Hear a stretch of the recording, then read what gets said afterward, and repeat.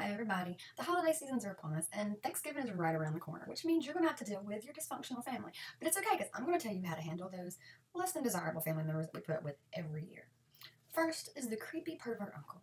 As you see him making his way across the room, hugging all the attractive cousins and kind of filling them up, as soon as he's within earshot, you look to your nearest relative and you say, "Hi, Ethel. Didn't your family have scabies a few weeks ago? I got this weird red rash up my side. Doctor says it could be contagious, but what does the doctor know? Creepy uncle don't want to get no scabies, so he ain't gonna touch you. Problem solved."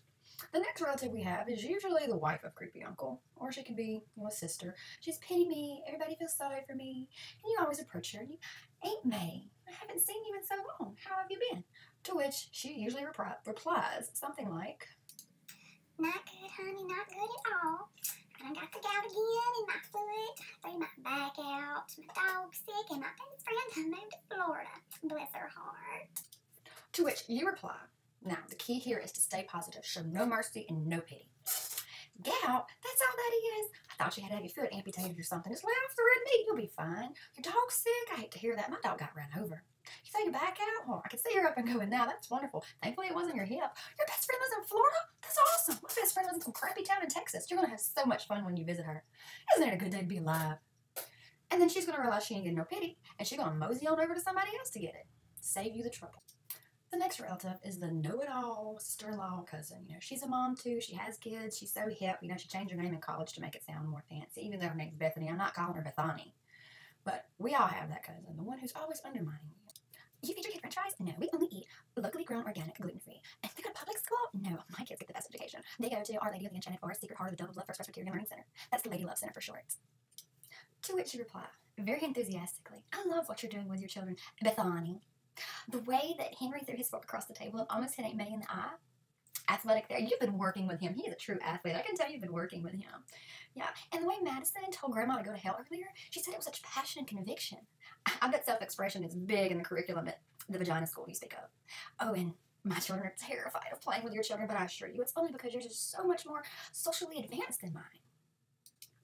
Now for that last relative, the one that most of you women seem to have a problem with, your mother-in-law. Sometimes it's your own mom. My mother-in-law's great.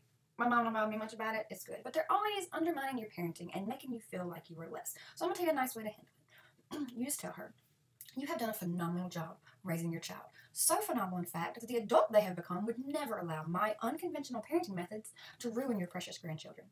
However, after living with a product of your parenting for the past few years, there's a few areas you could use work in. And I've been keeping notes, as I know you keep notes on me also. If you ever want to get together and kind of compare notes, I would be more than happy to do that with you." And then she'll feel kind of done, and she'll leave you alone. Now, let's cover those two questions that we all get at Thanksgiving, and we all are tired of hearing it.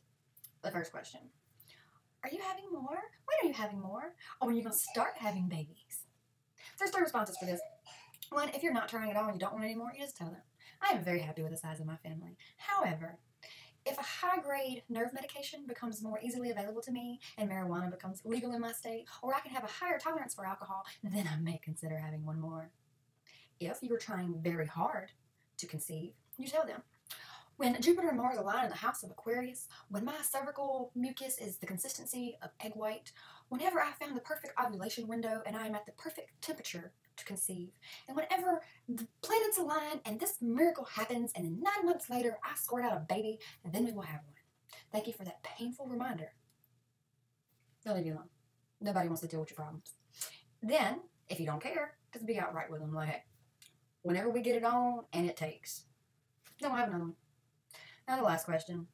If you already have a bunch of kids, I know you've gotten it, especially if you're pregnant, you get it a lot. It's the, "You know what causes that?"